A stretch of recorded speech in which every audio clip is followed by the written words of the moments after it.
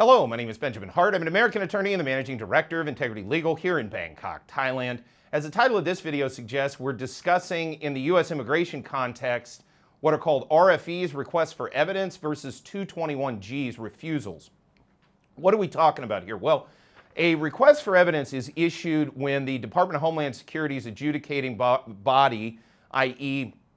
the United States Citizenship and Immigration Service, basically in a given petition says, hey, we need more information, we need more clarification, we need more documentation.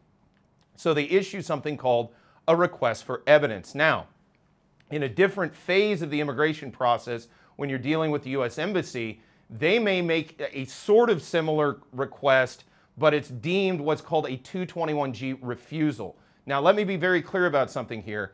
221G refusals are fundamentally different than RFEs insofar as there's no set rules and regulations exactly regarding how 221Gs are issued or administered. So for example, here in Thailand, it is a refusal, but it's a refusal pending further documentation. Generally speaking, if you provide said documentation to the satisfaction of the reviewing consular officer, they'll go ahead and turn around and approve the case, process out the visa.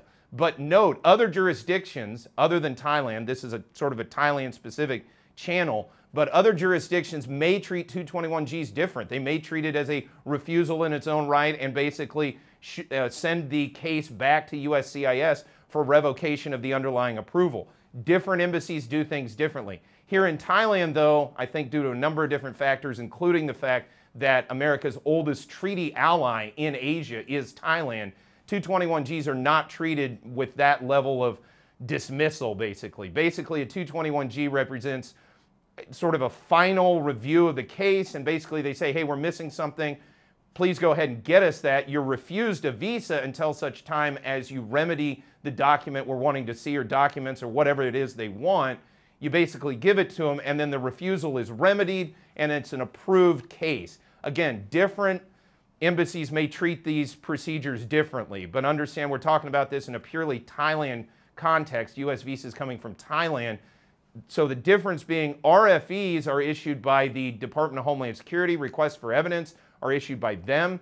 When you're dealing with a 221G, you're going to be dealing with a U.S. embassy or consulate outside of the United States.